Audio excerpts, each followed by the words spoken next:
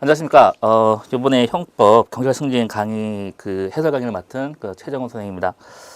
자, 이번 경찰승진 시험 문제를 분석을 해보면 뭐 이렇게 저번 해하고 거의 무난한 수준으로 나왔는데, 그래서 뭐 전통적으로 봤을 때 중요한 학설뿐만 아니라 나왔고 거의 대부분 이제 판례 중심으로 나왔어요. 판례 중심만 좀 판례를 제대로 이제 분석을 하고 숙지하고 들어가셨다면 아마 고득점이 좀 가능했을 거라 생각을 합니다. 자, 그러면 이제부터 한번 형법 해설 강의 한번 들어가도록 하겠습니다. 자, 1번으로 합니다. 자, 1번 보시면은 재형법정지에 대한 설명 중 가장 적절한 것은 했죠. 자, 그럼 재형법정지의 뜻이 뭐죠? 그죠? 재형법정지란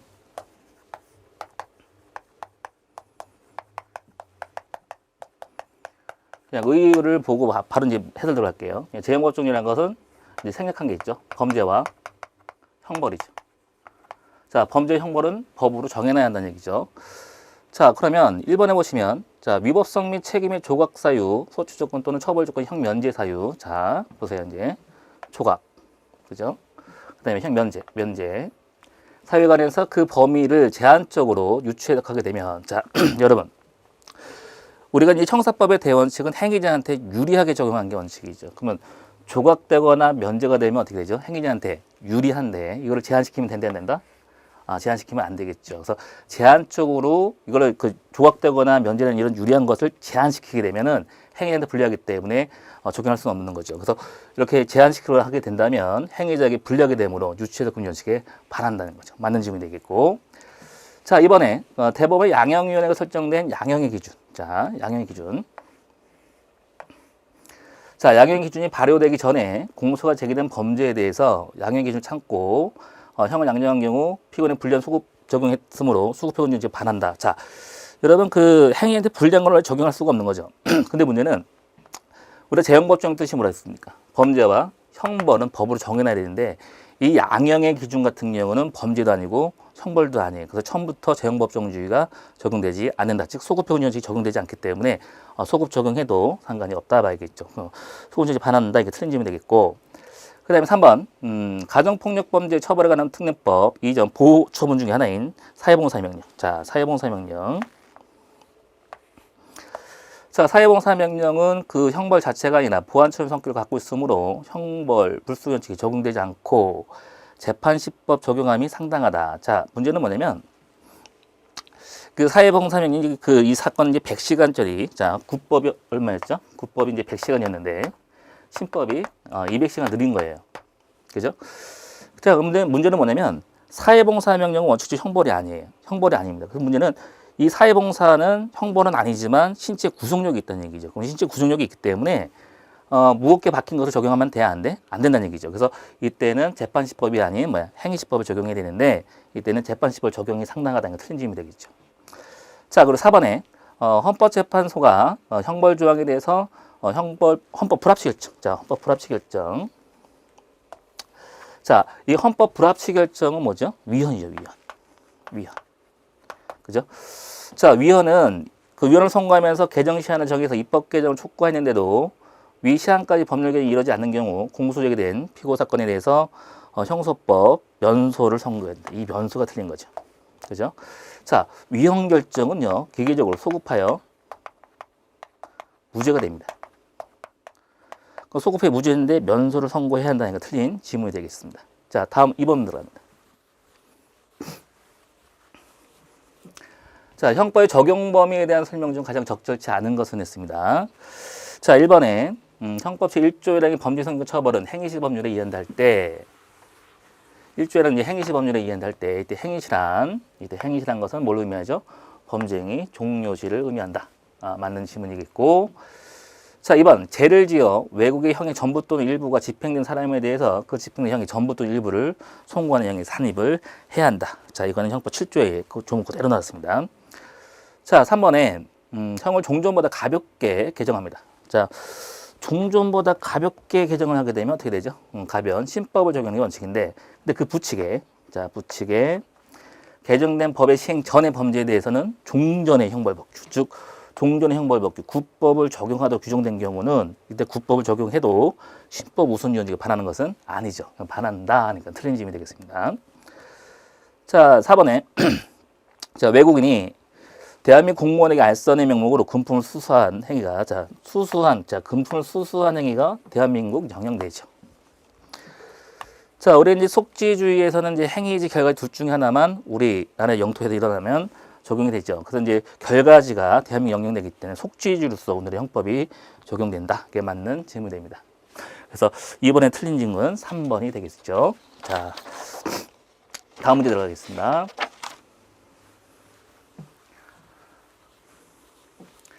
자, 형법의 종류에 대한 설명으로 가장 적절한 것은 했죠. 자, 이때 1번 협박죄는 사람의 의사결정 자유를 침해한 침해범이 이제 아니죠.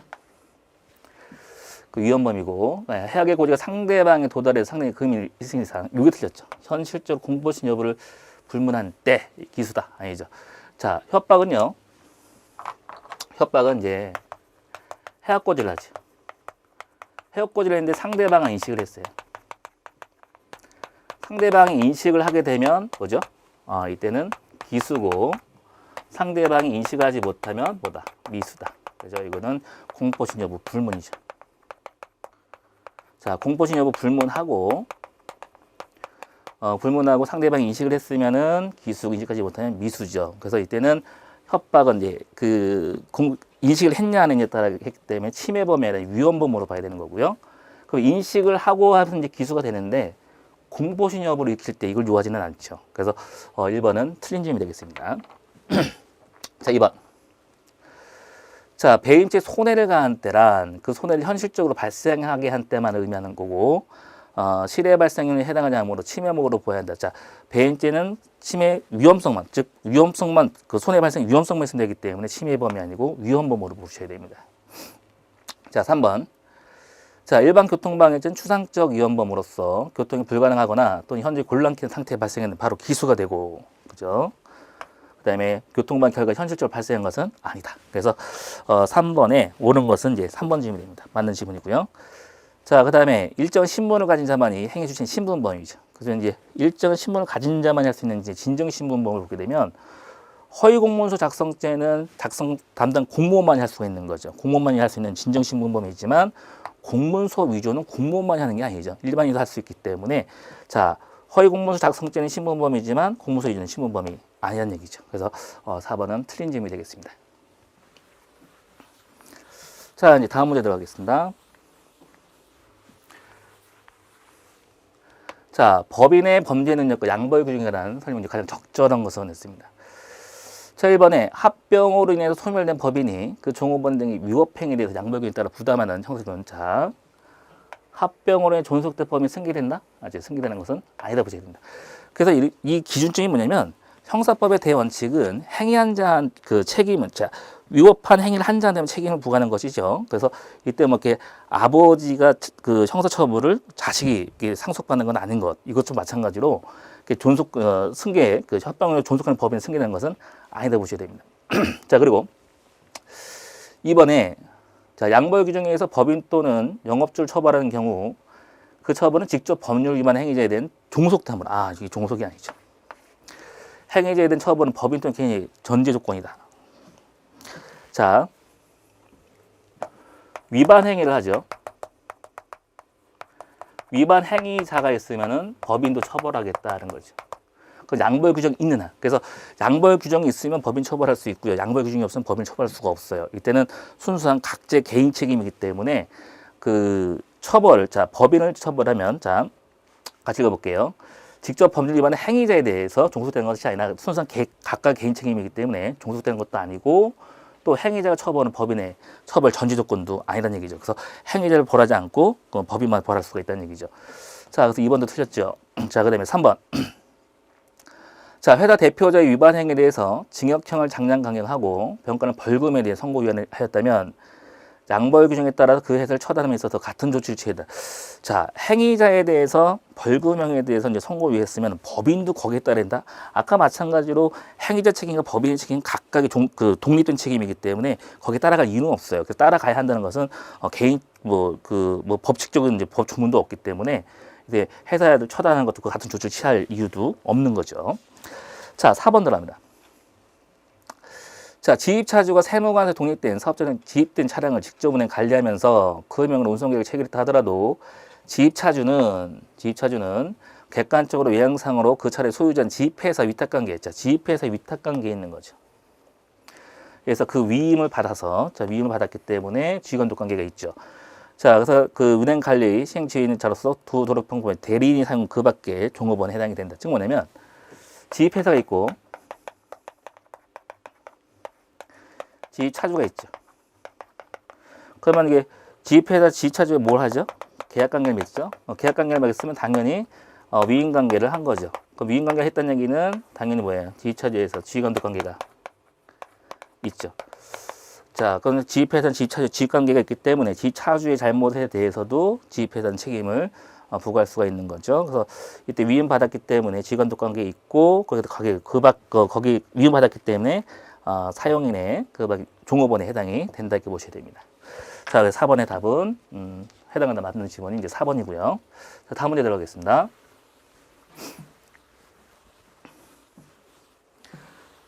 자, 5번. 자, 인과관계가 인정된 경우 했죠. 자, 5번에 기억 보시면 자, 갑이 좌회전 금지구역에 좌회전했는데 50여 미터 후방에서 다른 후행 차량이 중앙선을 넘어 갑 운전차를 좌측으로 돌진하면서 사고 발생한 경우 갑의 좌회전 금지구역에 좌회전하는 행위와 사고 발생 사이죠. 자, 그러면 이 사건이 이거죠.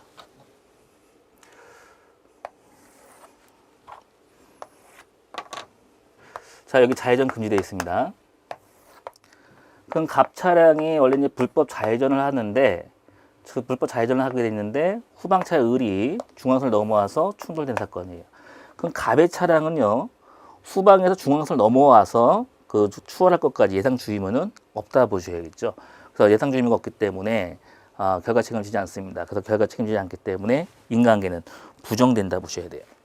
자, 니은 봅시다.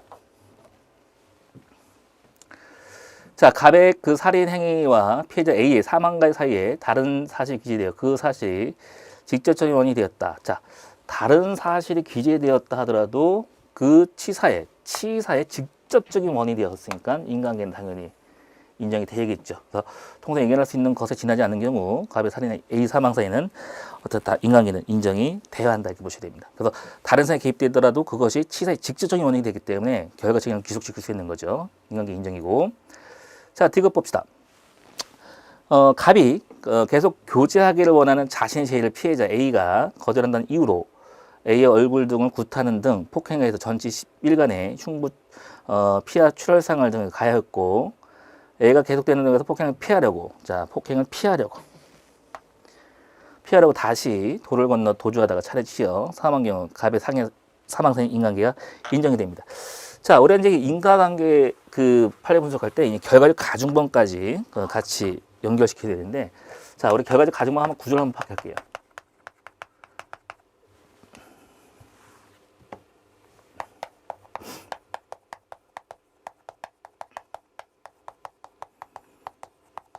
자, 결과적 가중범일 때 이제 기본 범죄가 있죠. 중앙결과가 있습니다. 자, 기본 범죄는 필히 고의 범죄가 되고 중앙결과 가실로 이루어진 거다 했을 때, 자, 기본 범죄와 중앙결과 사이에는요 예견 가능성이 있어야 된다. 예견 가능성이 있어야 되죠. 그리고 중앙결과는 기본 범죄 직접적으로 나야 돼요. 이걸 뭐라 하죠? 직접성의 원칙이라 하죠. 자, 이 직접성의 원칙이 이제 우리는 여기서는 인과관계라고 이렇게 보시면 돼요. 그 직접성의 원칙이 인정되는 것, 자, 인정되는 것 암기해 주시면 좋죠. 자, 기본 범죄 그 자체, 그다음 기본 범죄 그 수단, 그다음 기본 범죄를 피하기 위한 거죠. 그렇죠? 자, 그럼 기본 범죄 그 자체, 기본 그 수단, 그 기본 범죄 피하기 위한 과정은 직접성의 원칙이 인정되기 때문에 인과관계 인정되면서 중앙결과 책임지는 겁니다. 그래서 예컨대 그 기본 범죄 그 자체라는 것은 이런 얘기 좀 그렇지만 이제 강간을 해서 그 자체로 이제 뭐 천연하게 팔겠다. 그러면 강간 그 자체로 천연하게 팔겠더니 강간 치상, 인간계 인정되는 거고요. 그다음에 강간의 그 수단을 폭행해가지고 상해나면 강간, 치상으로서 인간계 인정이고, 또 강간을 피하기 위해서 2층에 떨어져가지고 뛰어내려서 이제 다리가 나버리면 강간, 치상이 됩니다. 그래서 여기서 이제 문제 출제 포인트는 뭐였냐면, 자, 디귿에 갑이 계속 교제를 하다가 자신제를 피하자 거절하는 이유로 A 얼굴부터 상해, 폭행을 가했죠. 자, 기본 문제 뭐죠? 폭행이죠. 또 전체 심혈 가하였고 A가 계속된 폭행을 피하려고. 그럼 기본 범죄를 피하기 위해서 또 도주하기 위해다. 즉 기본 범죄를 피하기 위해서 뭐가 나왔죠? 사망이 나왔죠. 그러면 기본 범죄를 피하기 위한 과정이기 때문에 인간계가 인정되면서 폭행 치사의 책임, 상해 치사, 폭행 책임 져야겠죠. 자, 이제 리을 봅시다. 자, 리을 보시면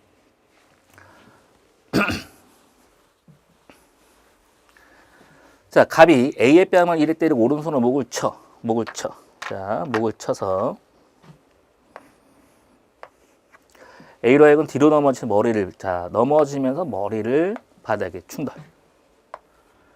그래서 상해를 가한 후 A가 병원 치료를 합병증을 폐렴으로 폐혈증 사망했죠. 그러면 목을 쳐서 넘어질 정도까지 갔다는 얘기는 이제 폭행이 상해행위에 들어갔고요. 이로 인해 가지고 사망이 났으면은 어떻게 했죠? 인간계 인정이 되기 때문에 상해 치사 책임을 져야 됩니다. 그러니까 목을 쳐서 넘어지면서 두개골절로 사망 나올 충분히 얘기할 수가 있다 보는 거죠. 자, 리을도 이제 인간계 인정이 되겠고요. 자, 이제 6번 들어갑니다. 자, 다음 중 고의 인식 대상인 것은 했습니다. 자, 여러분, 고의란, 구성요건 고의란, 자, 객관적 구성요건 요소를 인식을 하면서 실현 의사가 있어야 되죠. 그렇죠? 그럼 여러분이 고의란 뭐 사실인식, 사실 그 자체가 이제 객관적 구성요건이죠. 사실을 인식을 하면서 실현 의사가 있어야 돼요. 예컨대 갑이 을을 칼로 찔러 죽일 때는 을을 인식해야 돼야 안 해야 돼요. 을을 인식을 한다는 얘기는 객체를 인식을 하고, 즉 사실 인식하고 칼을 드는 실현 의사가 필요합니다. 자, 여기서 고의 인식 대상인 것 됐죠. 그럼 고의 인식의 대상이 되는 거면 사실 그 자체, 즉 객관적 구성 요건 요소가 고의 인식 대상이 됩니다. 그럼 고의 인식 대상은 뭐야? 주체, 객체, 행위, 결과, 인간계 이걸 얘기하는 거죠. 자, 그럼 기억 봅시다. 수뢰죄에서 공무원이라는 신분. 자, 수뢰죄에서 공무원의 신분은 뭐죠? 이건 주체하고 같은 거죠. 주체니까 당연히 고의 인식 대상이 됩니다. 그 다음에 니은의 사전 수뢰죄에서 공무원이 중개된 사실. 자, 근데 공무원이 될 자가 미리 돈을 받으면 무슨 죄죠? 수뢰죄가 성립이 되고, 근데 이것이 발각이 돼가지고 임용이 안 됐어요. 공무원이 안 됐죠. 그럼 처벌할 수가 없어요. 공무원이 되어야지만 처벌할 수가 있는 거죠. 요 된 사실은 뭐죠? 처벌 조건이에요. 처벌 조건. 그럼 처벌 조건은 요 객관적 구성 요건에 있나요? 없죠. 그죠? 객관적 구성 요건은 뭐 주체, 객체, 행위, 인간계를 얘기하는 거지. 이 처벌 조건은 그 객관적 구성 요건이 아니기 때문에 고의 인식 대상이 될 수가 없습니다. 자, 마찬가지로 디귿의 친족상도례. 이제 친족 관계 있죠. 친족 상도례 당연히 뭐죠? 처벌 조건이에요. 인적 처벌 조건이기 때문에 처벌 조건, 뭐 그것도 마찬가지로 처벌 조건이기 때문에 고의 인식 대상이 될 수는 없습니다. 자, 그다음에 리을 특수 폭행에서 위험한 물건을 휴대. 이거는 뭐죠? 행위 사항이죠. 그죠? 위험한 물건을 휴대한다는 행위 모습이에요. 그러면 행위는 주체 객관적 구성 요건에 행위 파트가 있기 때문에 주체 행위이기 때문에 고의 인식 대상이 된다 보는 거죠. 자, 그다음에 미음에 신고죄에서 피해자 고소가 있어야 한다. 자, 고소 이거는 소추 조건이죠. 소추 조건은 얘는 이제 소추 조건이죠. 자, 소추 조건은 고의 인식 대상이 될 수는 없죠. 객관적 구성 요건이 아니기 때문에 고의 인식 대상이 될 수는 없습니다. 그래서 고의 인식 대상이 되는 것은 기억과 리얼 두 개입니다.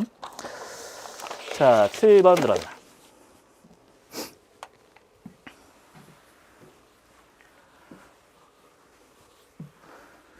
자, 차고 우리 이제 그 이론적인 문제가 학술 문제가 이제 여기서 하나 나왔죠. 예측할 수 있는 문제 중에 하나고. 자, 그러면 사실 차고에 대한 설명 중 가장 적절치 않은 것 됐습니다. 자, 갑이 형 A를 살해하기 위해서 집에 들어가 칼로 찔렀는데 아버지 B를 A로 오인하고 살한 경우입니다. 근데 칼로 찌른 건 A인 줄 알았더니 B더란 얘기죠. 그죠? 그래서 이제 이거는 돈가치 차고 중에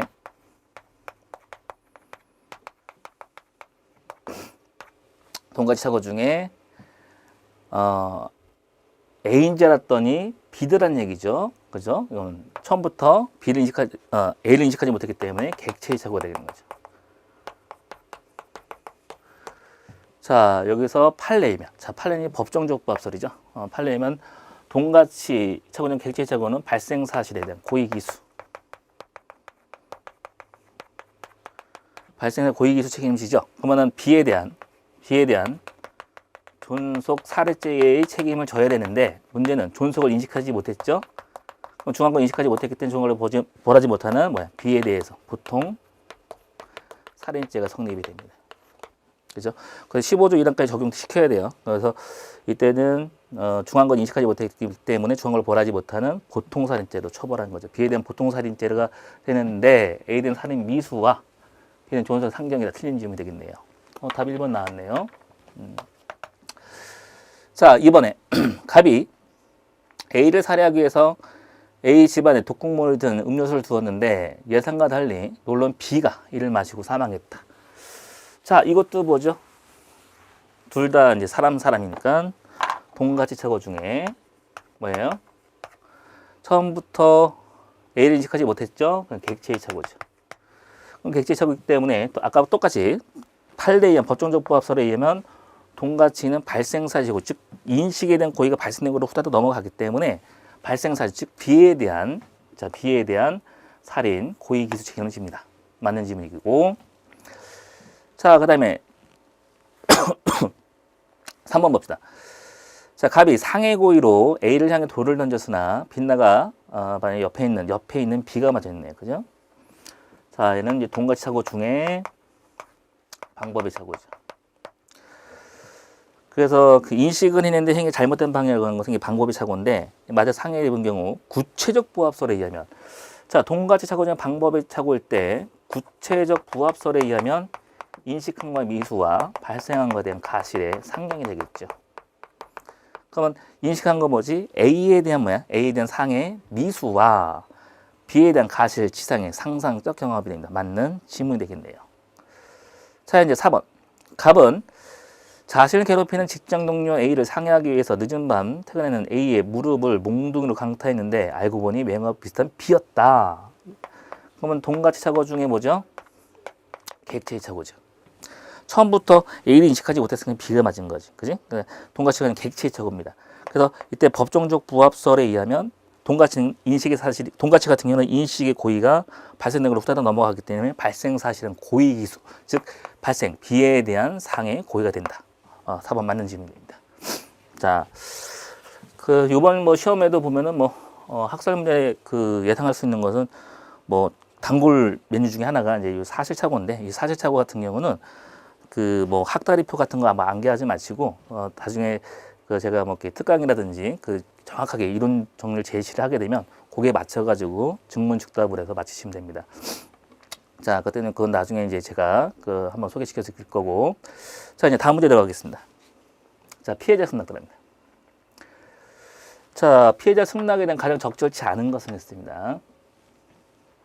자, 다툼 있는 경우는 판례해야 한다. 그죠?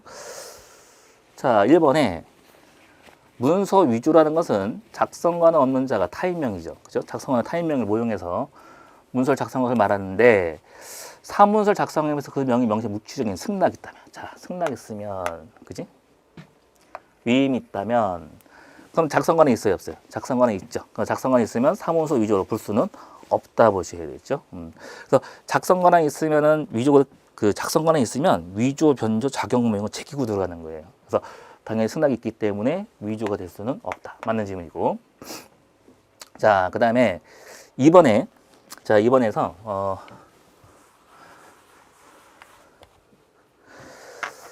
자, 절도 있죠. 절도에서 동의를 하게 되면 무조건 양해입니다. 양해는 처음부터 구성요건 해당성이 없는 거죠. 그래서 이때 2번 보시면은 갑이 동거 중인 피해자에게 현금을 꺼낸 것을 피해자 현장에 목격하고도 만류하지 않았다. 그래서 이를 허용하는 묵시적 의사가 있죠. 동의를 했죠. 그럼 절도죄 된다, 안 된다? 그 절도에 대해서 동의를 했기 때문에 양해, 구성요건 해당성이 없기 때문에 절도 성립하지 않는다. 맞는 질문이죠. 자, 3번 들어갑니다.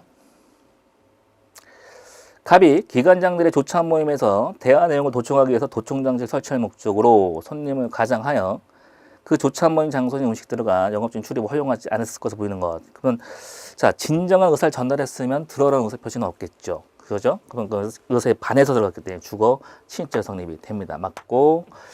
자, 그 다음에 4번에 자, 여러분 그 4번은 그 어렵게 생각하지 마시고요. 피해자 승낙은요, 구조가 이렇습니다. 자, 이 피해자가 승낙으로서 이제 위법성이 조각되려면 제일 먼저 진정한 의사를 전달해야 돼요.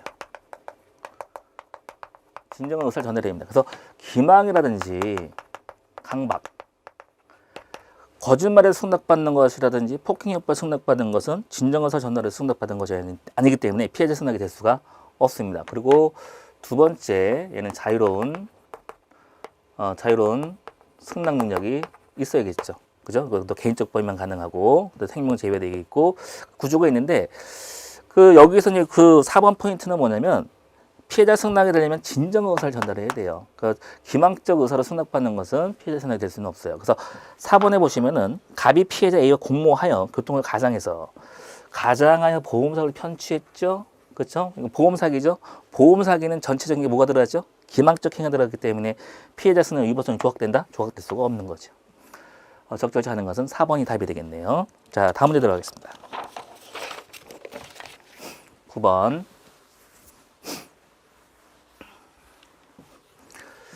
자, 책임 능력에 대한 설명 중 가장 적절치 않은 것. 자, 9번 1번 들어갑니다. 정신장애가 있는 자는 범행 당시 정상적인 사물 변멸 능력과 행위 통제 능력이 있었더라도 심신장애에 해당하지는 않는다. 자, 심신장애가 있다. 잡아요. 정신장애가 있죠? 그러면 사물 변멸 능력과 행위 통제 능력이 있으면 심신장애로 보지는 않죠. 그래서 이때는 사물 능력과 행위 통제 능력이 있기 때문에 심신장애로는 해당하지는 않죠. 답 1번 나왔고, 그 다음에 2번은 이게 이제 강서구 피시 사건으로 해서 이제 법이 개정됐었죠. 그래서 이번에 보면 심신장애로 사물 미약한 자, 심신미약자는 형을 강경할 수 있다. 한다가 아니라 할 수 있다. 맞고.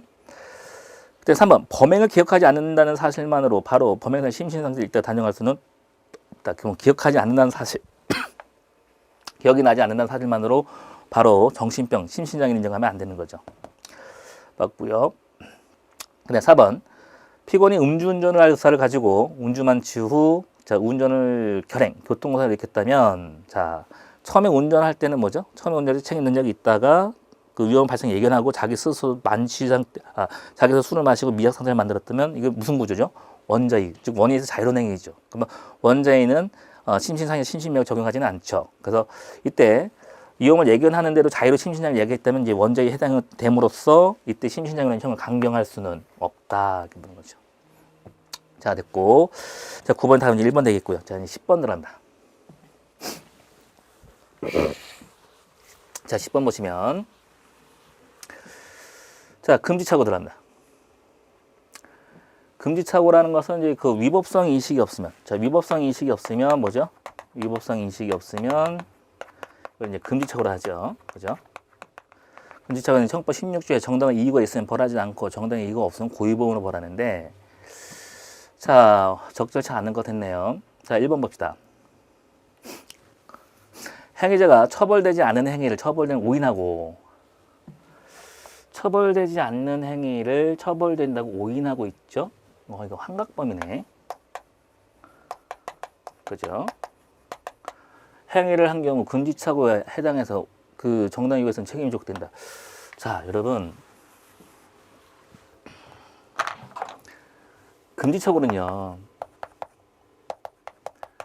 금지착오는 구속요건의 해당성이 있고 책임에 뭐가 없는 거죠?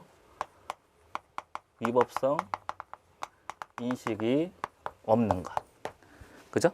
자, 금지착오라는 것은 우리가 이제 처벌 조항은 있지만 위법성 인식이 없는 거를 얘기하는 거예요. 근데 얘는 지문 보면은 처벌되지 않는 것을 처벌된다고 인식하는 것, 제의식이, 위법성 인식이 있죠. 그죠? 이걸 우리는 뭐라 하죠? 환각범위. 그럼 환각범을 다른 말로 뭐라 하면 이게 구조가 금지착오로 이제 전환된 거죠. 그죠? 그래서 환각범을 다른 말로 반전된 금지 착오라고 하는 거예요. 그죠? 그러면 얘는 처벌되지 않는 행위를 처벌된 인식을 하고 있다 했기 때문에 환각범은 이제 반전된 금지 착오죠. 이런 거는 아예 처음부터 처벌정이 있어 없어. 처음부터 처벌정이기 때문에 벌할 수가 없는 거죠. 그래서 이때는 구속요건 해당성이 없기 때문에 처음 좀 벌하지 않는 거긴데 이거 책임이 조각된다는 게 틀린 질문입니다. 옳지 않은 거 10번 1번이 되겠네요. 자, 2번. 자, 아까 우리 금지착오는 뭐랬죠? 위법성 인식이었으면 금지착오를 했죠. 그래서 2번에 보시면 사인이 현행범 체포하면서 그 범인이 자기 집 24시간 감금할 수 있다고 감금할 수 있다고 오인한 거죠. 감금해서 오인하고 있다는 얘기는 위법성 인식이 있어 없어요? 자, 위법성 인식이 없죠. 위법성 인식이 무슨 착오예요? 금지 착오에 해당이 됩니다. 근데 이제 정당 이유가 없는 경우에 해당이 될 수 있기 때문에 고용을 벌할 수 있겠죠. 하지만 죄의식이 없기 때문에 위법성 인식이 없기 때문에 금지 착오에 해당한다 맞는 거고요. 자, 3번에 그렇죠. 3번에 그 단순한 법률의 부지. 자, 정확히는 용어를 썼는데 잡으셔야 됩니다. 처벌 조항이 있는지 몰랐다는 거예요. 그럼 처벌 조항이 있는지 몰랐다는 얘기는 뭐냐면 내가 어떤 행위를 하고 나서 그 처벌 조항이 있는지 몰랐다는 얘기는 거기는 위법성 인식이 있어요, 없어요? 위법성 인식이 있기 때문에 금지착오로 가는데 판례는요. 가끔가다 이제 우리 이제 기본서에 좀 잘못 나오는 책들이 좀 많이 있는데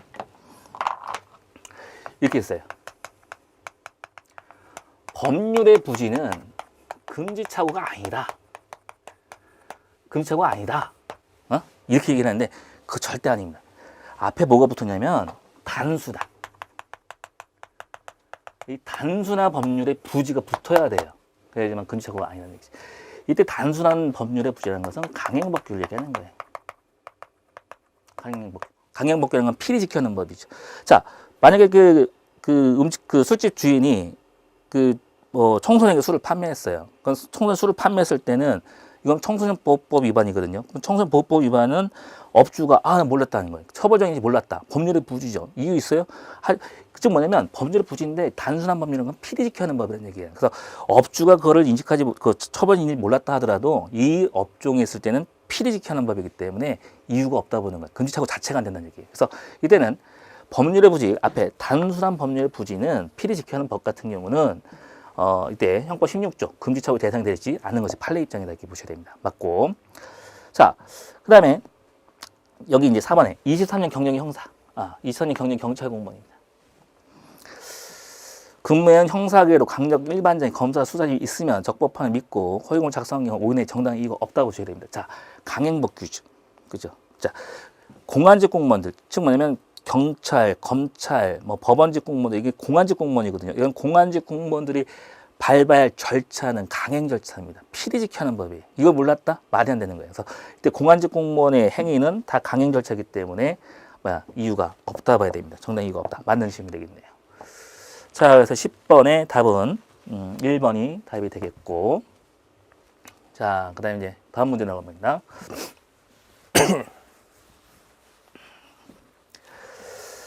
자, 11번. 자, 실행의 착수. 자, 실행의 착수라는 건, 자, 실행의 착수라는 거는 뭐냐면, 법익 침해 직접적인 전 단계도 아니고 직접적인 전 단계 그 행위 첫 단계, 범죄 행위 첫 단계 실행 착수가 인정됩니다. 자, 그럼 1번 봅시다. 자, 1번. 침입 대상의 아파트에 사람이 있는지 확인하기 위해 그 집에 뭐 있죠? 초인종이죠. 초인종을 누른 경우 주거의 사정 평온을 침해할 객관적 위험성이 있으므로 주거 침해 실행 착수가 인정된다. 자, 여러분, 주거 침입 전 단계는 뭐죠? 주거 침입 전 단계 뭐예요? 자, 문이 있어요. 여기 이제 손잡이가 있고 여기 이제 초인종이 있어요. 주거 침입 직접적인 전 단계는요. 이게 손잡이를 딱 잡고 이게 열 때, 이때 이제 실행 착수가 인정되는데 이게 이제 여기가 이제 직접적인 전 단계고 초인종은요 전전 단계, 그죠? 전전 단계. 그래서 전전 단계이기 때문에 실행 착수가 인정돼요? 인정되지 않는다 보셔야죠. 자, 그다음에 이번에 자, 야간에 다세대 주택 2층에 불이 꺼져 있는 것을 보고 물건을 절차하기 위해서 가스배관 오다가 자, 발은 1층 방범창을 두고 두 손을 1층과 2층 사이에 가스배관을 잡고 있던 상태에서 순천히 경찰에 발각되자 그대로 뛰어냈다는 얘기죠. 자, 이때 뭐 야간 주거 침입철도, 즉 주거 침입할 때 시행착수 인정되죠. 주거 침입할 때, 즉 뭐냐면 가스배가 오르다가 발각된 거거든요. 그럼 주거 침입 직접적인 전 단계는 최소한 유리창을 이렇게 건드려 줘야 돼요. 건들 때는 시행착수 인정되는데 아직까지는 가스배관은 유리창도 만지기 전 단계이기 때문에 시행착수가 인정되지는 않는다 보셔야 됩니다. 자, 11번, 2번 맞는 질문이 되겠네요. 자, 3번. 자, 야간에 그 아파트에 침입한 물건 훔칠 의도로 아파트 베란다 철제난간. 자, 철제난간 사건이죠. 철제난간이 올라가서 자, 유리창을 시도합니다. 자, 유리창 열려고 시도하는 것은 주거 들어가기 직접적인 전 단계이기 때문에 무한정대 실행 착수가 인정되는데 착수 인정되지 않는다는 게 틀린 질문이 되겠고. 자, 4번 들어갑니다. 자, 4번에 보시면 자, 노상에 세워놓은 자동차 안에 있는 물건을 훔칠 생각으로 자동차 유출을 통해서 그 손전등으로 손전등 비추어 본 경우는 유리창을 그 따개에서 면장을 끼고 있다, 칼을 휘고 있다 하더라도 실행착수 인정되지는 않는데 자동차 안에 있는 물건을 만지기 직접적인 전 단계는 손잡이를 잡을 때죠. 잡을 때고 이게 손전등은 전 단계 때 실행착수는 부정된다고 보셔야 됩니다. 자, 됐고요. 자, 11번의 답은 2번이 되겠습니다. 자, 12번 들어갑니다.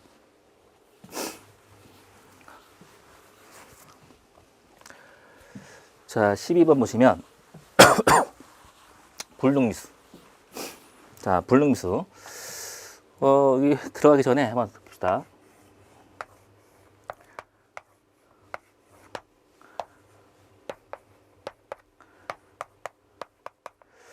자, 갑이 을을 살해하기 위해서 요 LP가스에서 구멍을 뚫어놔요. 그래서 구멍을 뚫어서 가스를 세워가지고 폭발해서 이제 사람을 죽이려고 했는데, 을을 죽이려고 했는데, 아무런 길어봐도 뭐 어떤 결과가 나타나지 않는 거예요. 알고 봤더니 가스가 없는 거죠. 그죠? 그러면 불능미수라는 거는 뭐냐면, 처음부터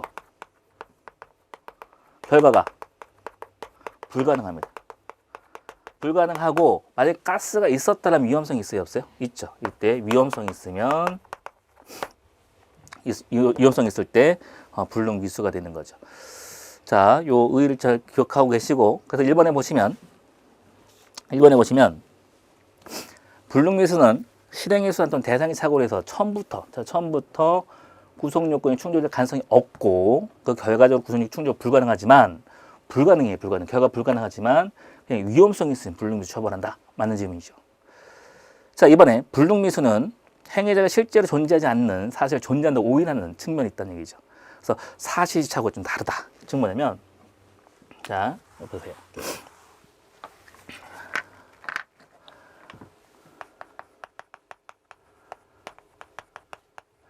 자, 사실착오 같은 경우는 이렇습니다. 가장 대표적인 게 뭐냐면, 갑이 저기서 한 명이 걸어오길래 을인 줄 알고 총을 팡 발포를 했더니 을이 아니라 병이라는 얘기야. 그죠? 이게 이제 사실착오의 가장 대표적인 예죠. 그러면 을은 이 세상에 존재해야 하네요. 존재하는 것을 인식하지 못한 거죠. 이 사실착오입니다. 자, 근데 불능미수를 한번 볼까요? 자, 불능미수를 보게 되면, 요거 이제 사건 보세요. 사건 보게 되면, 불능미수는 가스가 없으니까 절대적으로 일어날 수가 없죠. 결과 존재할 수가 없는데 폭발할 것이다 인식을 하는 거예요. 그래서 이게 반전된 거죠. 그래서 불능미수를 다른 말로 뭐라는 거예요? 반전된 구속요건 사고다. 이렇게 해석을 하는 거죠. 그러면 2번 보세요. 2번에 보시면 불능미수는 행위자가 실제 존재하지 않는 것. 자, 실제로 존재하지 않는 사실이죠. 가스가 없어서 존재하지 않는 것을 폭발할 것이다. 존재한다 오인하는 측면이고, 그래서 이건 사실착오가 좀 반대적인 개념, 반전된 구속요건 착오죠. 그래서 사실의 착오가 좀 다르다 맞는 질문이 됩니다. 자, 3번 보시면, 자, 결과 발생의 불가능 또는 결과 발생의 불가능은 실행의 수단 또는 대상의 처럼 원시로 불가능으로 인해서 범죄가 기수일 것을 의미를 한다. 그래서 기수가 될 것은 고의가 필요하다는 얘기죠. 그죠? 당연히 기수의 고의를 필요로 하는 거죠. 맞고. 근데 이제 기수의 고의인데 처음부터 결과 불가능하고 위험성이 있을 때 하는 거죠. 3번 맞는 질문이고 4번에 불능미수 성립 요건은 위험성이죠. 자, 위험성이 있으면 불능미수고 위험성이 없으면 불능범인데 이 위험성에 관련된 학설이 뭐 구객관설, 구객관설, 그다음에 추상적 위험설 많이 있는데 이때 판례가 제시하는 건 뭐냐면 행위 당시 행위 인식가 이게 틀린 거예요. 인식가 이게 틀리고 일반인 인식할 수 있는 사정 기초로 해서 판단한다. 자, 이 위험성은요. 판례가 제시하는 건 이거예요. 행위자 인식을 기초로 이거를 그대로 갖고 와서 누가 판단한다? 일반인이 판단하는 거예요. 일반인. 그래서 갑이 이제 을을 청산가리를 타가지고 을을 죽이려고 하고 있어요. 근데 자 보세요. 설탕이 있고 청산가리가 있는데 갑이라는 친구가 이걸 청산가리라 믿고 잡은 것이 뭘 잡은 거예요? 설탕을 잡은 거죠. 그러니까 설탕을 타서 먹인 거죠. 그죠? 행위자 인식은 뭐죠? 청산가리죠. 그죠? 청산가리죠. 실제로는 설탕이지만 행위자는 청산가리 인식을 하고 있는 거예요. 그러니까 이 청산가리 행위자는 청산가리 갖다가 을을 살해하려고 있는 거예요. 그러면 이거를 그대로 갖고 가서 일반인 판단해 보세요. 그럼 당연히 청산가리 갖다 사람을 죽일 수 있는 위험성이 있어요, 없어요? 당연히 일반인 판단해도 청산가리 갖다 사람 죽일 수 있는 위험성이 있기 때문에 불능 미수가 되어버리는 거예요. 그래서 4번 지문이 판례할 때 틀린 지문이 뭐냐면 위험성은요, 행위 당시에 행위 인식 사정 이 가가 아니야. 즉 행위의 인식을 기초로 해가지고 일반이 갖고 와야 되는 거예요. 그죠? 그래서 일반 인식하는 사정 기초라는 게 아니라 행위의 인식을 기초로 해가지고 일반 인식을 기초로 하지 않습니다. 행위 인식을 기초로 해서 그걸 그대로 갖고 와서 일반인이 판단한 거죠. 그래서 4번이 틀린 질문이 되겠죠. 자, 자 이제 다음 문제 들어가겠습니다. 부작위법.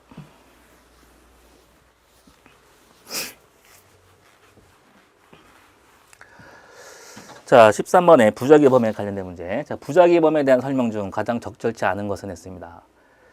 자, 1번에 부작위범에 대한 교사. 부작위범에 대한 교사 가능하고 부작위에 의한 교사는 불가능하다.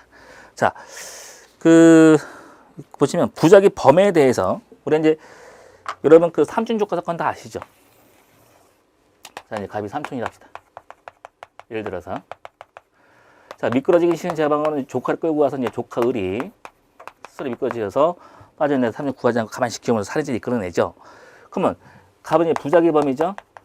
그지? 그러면 부작위범에 대해서 교사는 가능 불가능? 가능하죠. 즉 여기서 제3자 경이라는 친구가 삼촌한테 너 조카를 죽여라. 그러면 너 상속 1순위 아니지 않냐? 그래서 범죄 결의시킬 수가 있는 거죠. 그럼 부작위범에 대해서 교사는 가능하다 보는 거예요. 하지만 부작위행 교사는 불가능하다.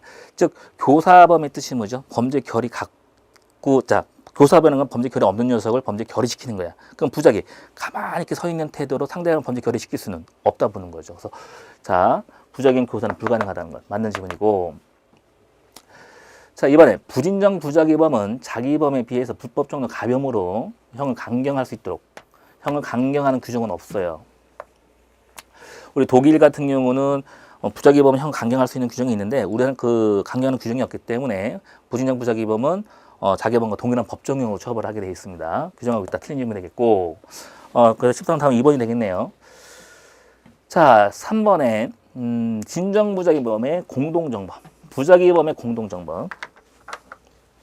자, 부작위범은 공동정범이 되려면 공통된 의무가 있어야 되는 거예요. 그래서 공통된 의무가 이행할 때만 성립이 가능하다 봐야겠죠. 자, 이 예를 들면 이거 한번 봅시다. 자, 영업자는요 신고 의무가 있어요. 그 다음에 종업원은 신고 의무가 없어요. 공통된 의무가 있나요? 없나요? 공통된 의무가 없죠. 공통된 의무가 없기 때문에 둘은 공동정범이 될 수가 없다 이런 사건이죠. 그래서 이때 부작위범의 공동정범이 되려면 그 2인 이상의 공통된 의무가 딱 나와야 되겠죠. 자, 4번에 의사 갑이 특정 시술을 받으면 아들을 낳을 수 있는 것이 사고에 빠져 있는 피해자들에게 그 시술의 효과가 원리에 관해서 고지하지 않은 채 아들을 낳을 수 있는 시즌 것처럼 1년 시술을 했다. 부작위행 사기죄가 성립됩니다. 또 고지하지 아니하고 이렇게 설명하지 아니하고 나오면 부작위에 의한 사기죄 성립하는 것이 판례의 기본적인 원칙입니다. 예외는 중의양 신천명 입건 사건이 있는데 그건 나중에 기본 강의나 특강을 통해서 전달하도록 하겠습니다. 자, 13번 됐고요. 그래서 13번의 답은 2번이 되겠네요. 그죠? 2번. 자, 다음 문제 들어가겠습니다. 결과적 가중범. 자, 결과적 가중범 아까 간단히 설명했듯이 기본 범죄는 필히 무슨 범위죠? 고의범위죠. 그래서 기본 범죄는 필히 고의범위인데 가실은 포함이 안 되죠. 그죠? 가실 포함이 안 되고 기수미수를 불문한다. 그래서 기수미수는 불문하는데, 그렇죠? 여기서 기본 범죄는 가실이 포함되는 건 틀린 질문 되겠죠. 그래서 그 가실치사상이라든지 실화치사상 결과적 가중범 될 수가 없는 거죠.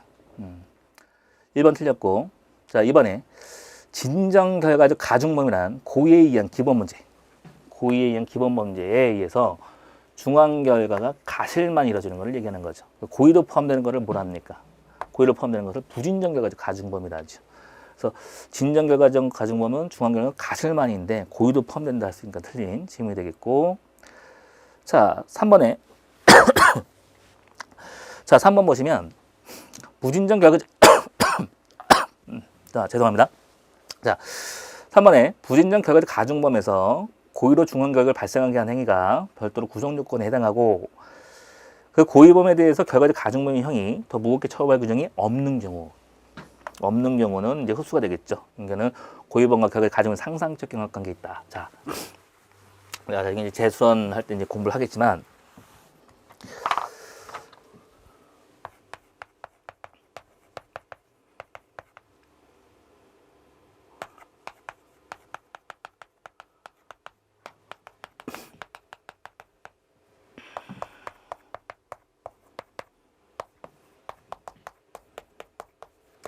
자, 고의범이 더 법정이 크다. 이때는 결과적 상정이 되겠고, 고의범하고 결과적 가중범이 법정이 같거나 결과적 가중이 더 크게 된다면 비재범 성립됩니다. 그래서 가장 대표적인 게 뭐냐면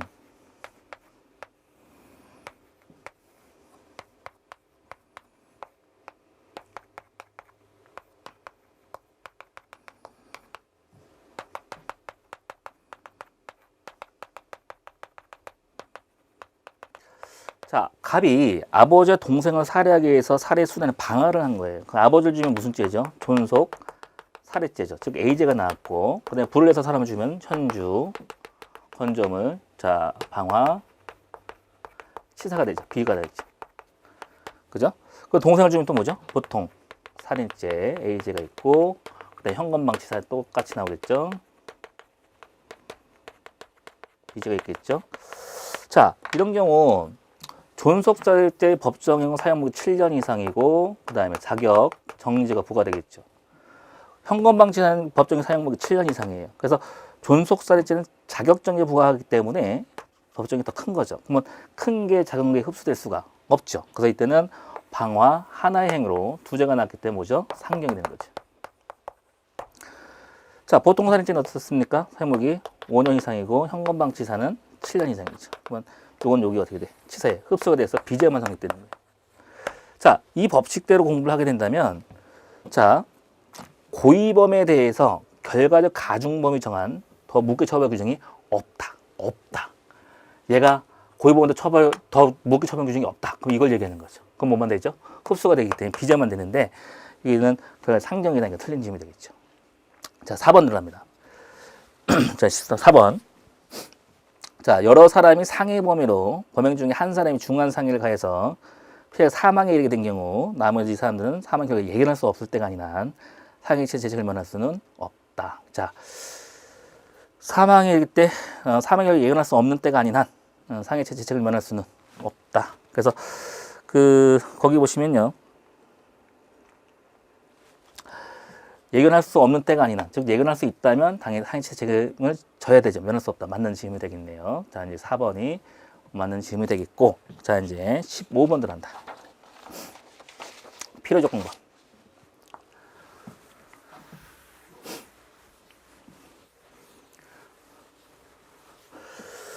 자, 필요조건범에 대한 설명 중 가장 적절한 것은 했습니다. 자, 우리 필요조건범은 이제 크게 이제 집합범하고 대항범이 있는데 필요 2 이상이 상가하는 범죄를 얘기하죠.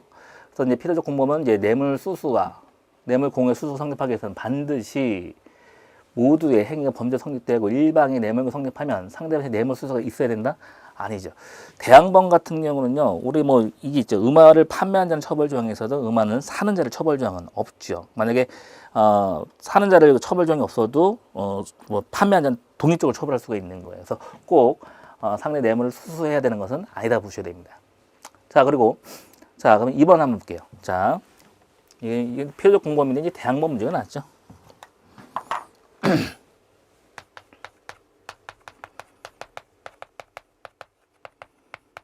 자, 여러분 많이 알다시피 대항범은 형법 총칙상의 공범 규정이 적용된다 안 된다? 그죠? 공범 규정 적용되지는 않습니다. 예컨대 건설업자가 그 담당 공무원하고 서로 의사 연락하에 뇌물을 주죠. 그러면은 의사 연락해 뇌물 줬다 해서 건설업자를 수뢰죄 공동정범이라 하진 않습니다. 이때는 공범이 적용되지 않고 직내죄 단독 정범이 돼요. 그래서 대항범은요, 형법 총칙상의 공범 규정은 적용되지가 않았어요. 적용되지 않고 어떻게 되죠? 단독 정범으로 처벌하든 또는 처벌적이 없으면 벌하지 않든 둘 중에 하나입니다. 그럼 2번 들어갑니다. 2번 보시면 공무원의 직무상 누설한 경우,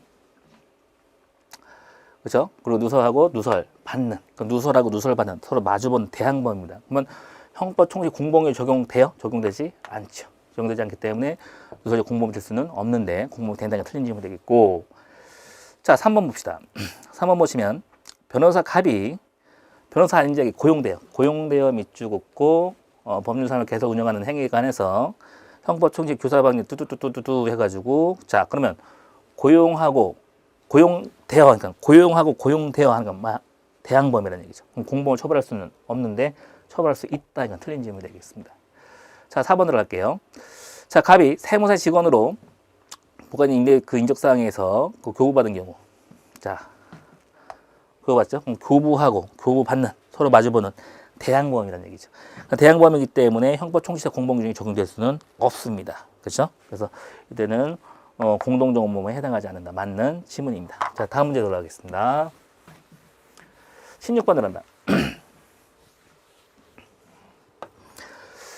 자, 포괄일제 범행도 중에 공동적으로 가담한 자는 그가 그 범행 가담할 때 이루어진 종전의 범행을 알았다 하더라도 가담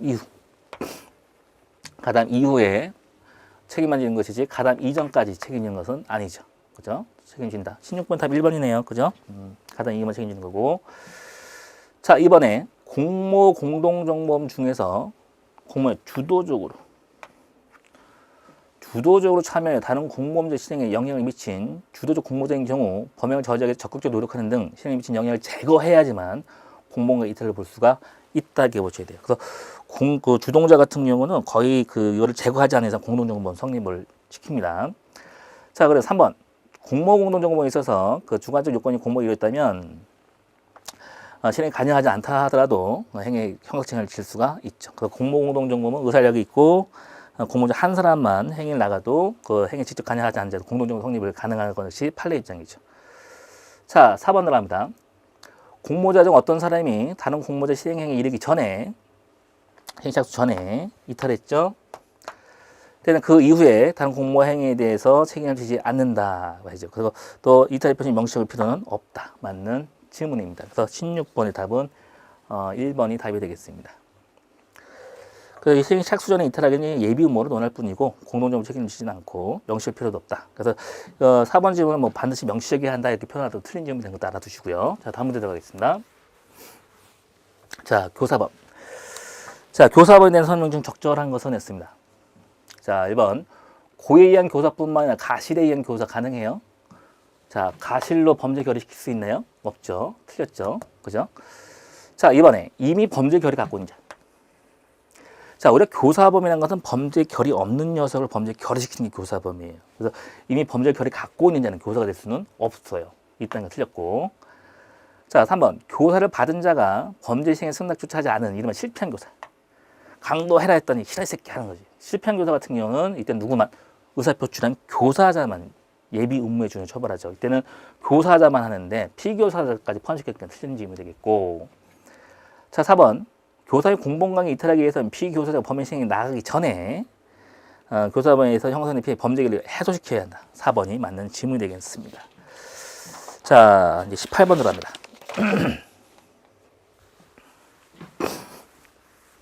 공범과 신분.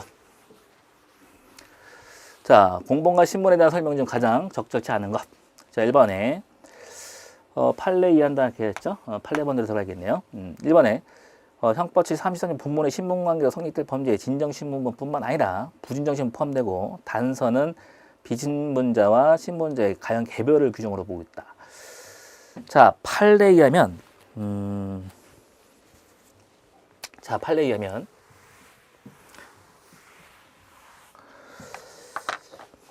자, 판례 법리를 볼게요. 제 33조죠. 33조는 이제 본문과 단서로 되어 있어요. 그래서 판례 법리에 의하면 본문은 진정 신분범의 성립과 가형, 처벌을 논하고, 자, 그 다음에 부진정 신분범의 성립을 논해주고, 성립을 논해주는 게 본문이고, 단서 조항 가서 처벌을 언급을 하는 거죠. 그죠? 그래서 판례 법리겠죠. 그래서 이때는 본문의 신분관계 성립될 범죄의 진정 신분범뿐만 아니라 부진정 신분범도 본문에 포함이 되고, 단서는 비신분자, 신분자 가형에 대한 처벌에 가형에 대한 개별화를 본다. 맞는 질문 되겠습니다. 자, 그 다음에 2번 보시면 비신분자인 아내와 신분자 아들이 공동해서 아버지를 살해했죠. 그죠? 그러면 갑을 이제 철합합시다. 그리고 A를 부라고 합시다. 그 이제 공모해가지고 했죠. 그러면 이제 자식은 아버지를 살해하게 된 존속 살해죄가 되겠죠. 그죠? 그러면 비신분자가 부진정 신분범에 가담한 거죠. 그죠? 그러면 3조 본문에 의하면 비신분자가 신분자에 가담하게 되면 비신분자는 전 3조 공동정범 교사범 방조 성립이 가능해요. 그래서 판례에 의하면 신분무현 범죄의 전 3조. 신분무현 범죄 뭐죠? 존속 살해죄죠. 자, 본문에 의해서 존속 살해죄의 공동 정범이 성립을 시켜놓고, 그죠? 자, 신분 묻히면서 이제 성립을 시켜놓고 단서 조항 가서 보통의 범죄 처벌하라. 보통 살인죄의 공동정범을 처벌한다는 얘기죠. 성립은 뭐죠? 존속이 성립이 되고 처벌은 보통으로 처벌하는 거죠. 그러면 이때 천은 존속사죄가 보통사죄 성립이에요? 아니, 성립은 뭐예요? 존속이 성립이 되죠. 처벌은 보통사죄 처벌하고. 그래서 2번 틀린 점이 되겠네요. 자, 3번에 공무원이 뇌물 공유자로 하여금 공무원과 뇌물수의 공동정범에 있는 비신분자, 비공무원에게 뇌물을 공유하게 해서 비공무원 뇌물을 받은 경우 비공무원은 공무원관계 뇌물 공동정범이 성립하고 제3자 뇌물수죄는 성립하지는 않는다. 일반적인 법리고. 자, 그 다음에 4번에 지방공무원 신분을 갖고 있지 않은 사람이 그 공무원법에 따라서 처벌형 지방공무원을 가담했다면 법원에서 공무원 처벌할 수가 있죠. 비신분자, 신분자 가담했기 때문에 공범원, 즉 공범, 공동정범 교사 방조 성립이 가능합니다. 그래서 18번에 답은 틀린 건 2번이 되겠죠. 자, 19번 들어갑니다. 포괄일체.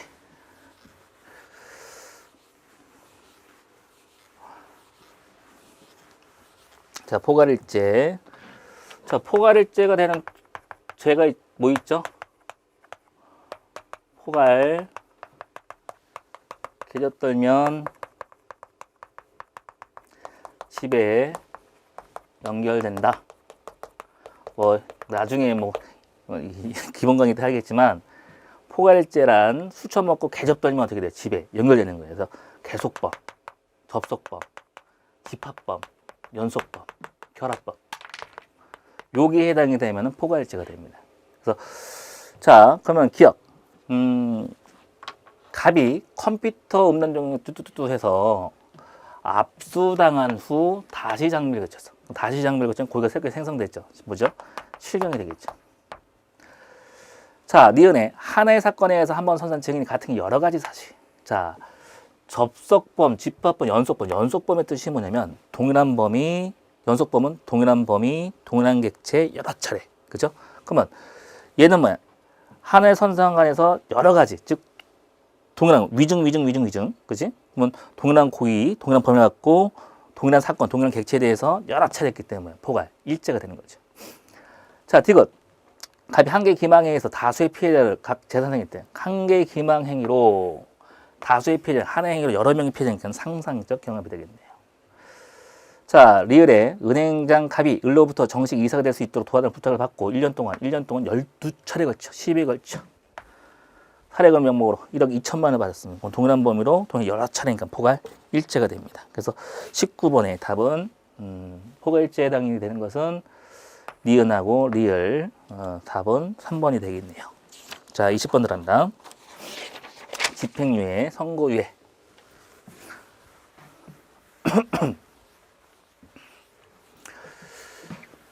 자, 집행유예와 선고유예에 대한 설명 중 가장 적절치 않은 것은 했습니다. 1번에 집행유예 선고받은 자 유예 기간 중에 고의로 범죄의 근고 이상의 실형을 받아 그 판결하게 되는 그 집행유예 선고에 효력을 잇는다. 그렇죠?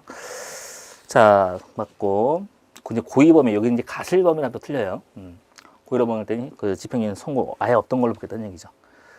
자, 2번 집행유예 기간 시기에 관해서 명목유예가 두고 있지 않으므로 법원은 그 집행유예 선고 판결 확정 이유를 시지만 임의로 선택할 수는 없어요.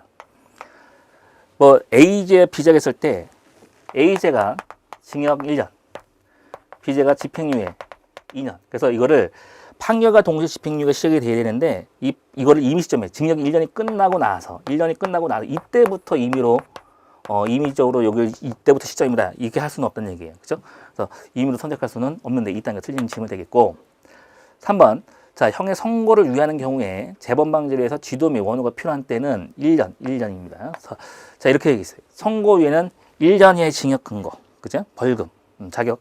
근데 여기서 보면은 1년 이하의 징역 근거 그 보관처리 몇 년에 마친다? 1년에 마치고 명할 수가 있다. 그렇죠? 명할 한다도 틀렸고 명할 수 있다. 맞고. 자, 4번에 형의 선고 유예받은 건 2년이 경과에 있죠? 2년이 경과하면은 뭐지? 선고 전 단계 뭘 없애는 거야? 면수한 것을 보자. 그렇지. 자, 됐습니다. 그래서 20번의 답은 틀린 것은 2번이 되겠네요.